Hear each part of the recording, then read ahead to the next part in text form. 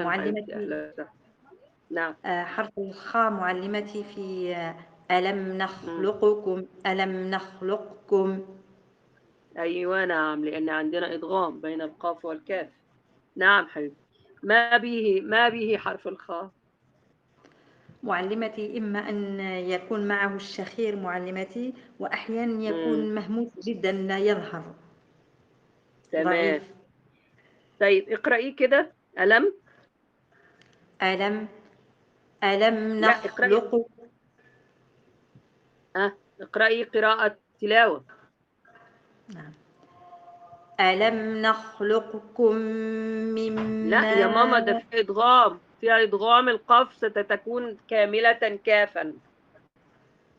هاتي بس الاستعلاء للقاف، يعني في إدغام ناقص هنا، ستأتي باستعلاء القاف وصولا مع الكاف. نخلقكم.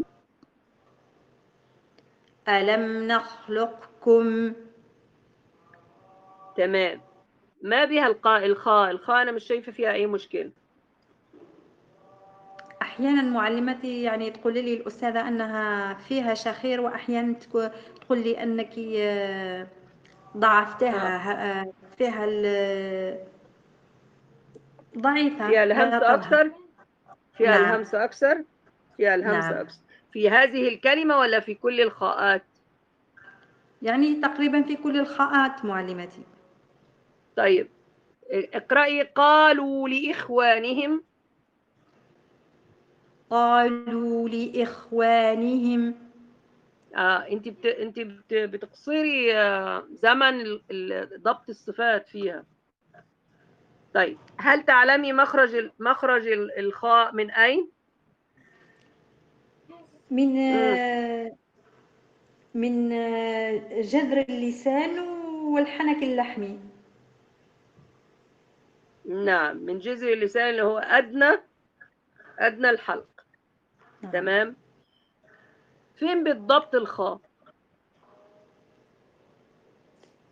يعني غين هل هو خاء. الأول أم الغين؟ الغين قبل الخاء، غين خاء. تمام. إذا الخاء قريبة للهاء. تمام.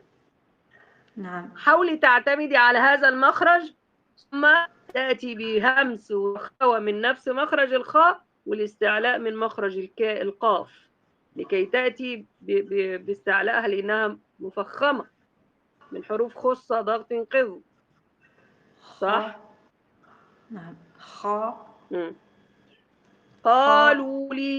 قالوا لإخوانهم. نعم. قال قالوا لإخوانهم. ماما ما تقوليش لإخ ما تنفعش لإخ. قا- الهمزة مجهورة شديدة، قالوا وبعدين مكسورة، وبعدين الخاء فيها كسورة، خاء الأول يعني فيها زمن طويل بيجري فيها الصوت ويجري فيها الزمن، عفوا الهواء النفس، ثم بعد ذلك فيها استعلاء. يبقى لماذا تقصري هذا كل الصفات على شيء ضئيل جدا فيها؟ نعم تفضلي. قالوا قالوا لإخوانهم. هي فيها استعلاء نسبي نعم، ولكنها ليست بهذه الطريقة. قالوا لإخوانهم إخ إخ. إخ إخ إخ أيوة، إخ طولي الزمن قليلا وادخلي على الواو.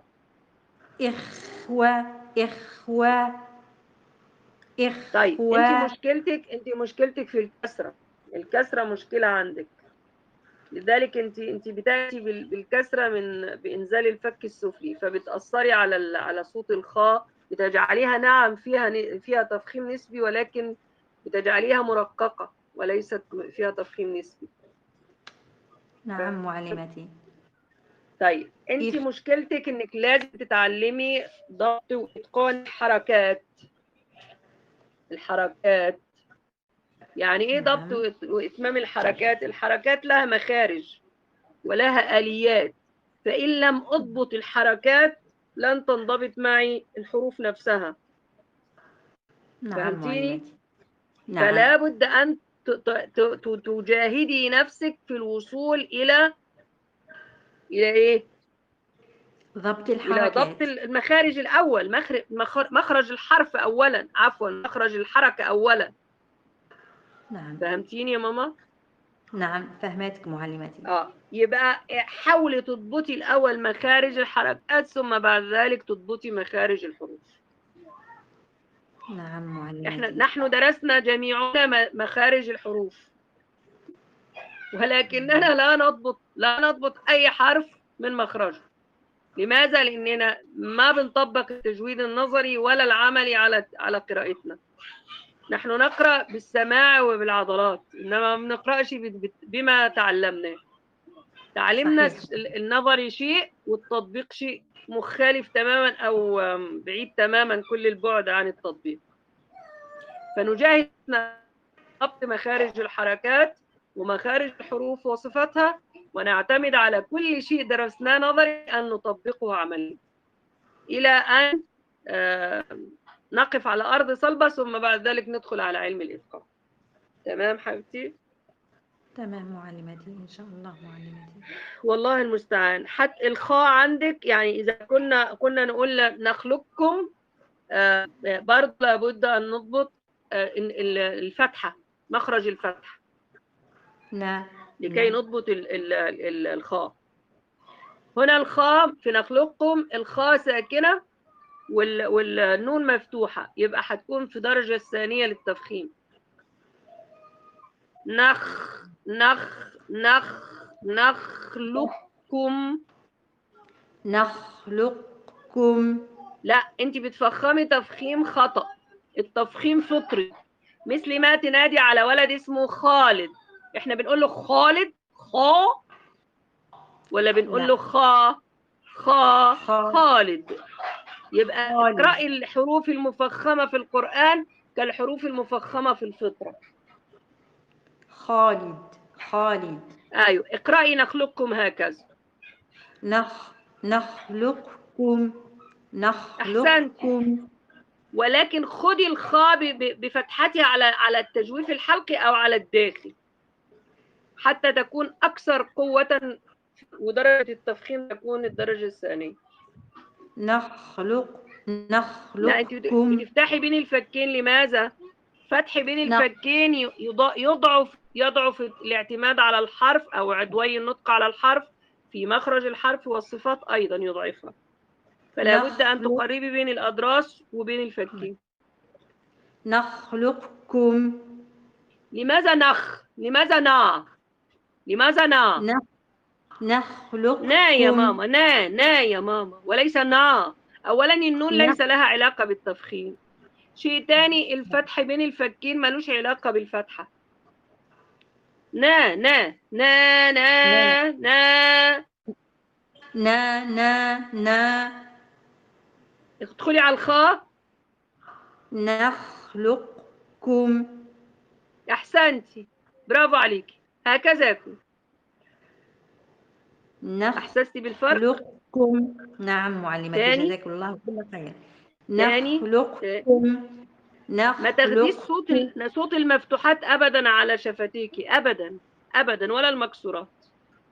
دايما تاخديه على التجويف الحلقي. نعم.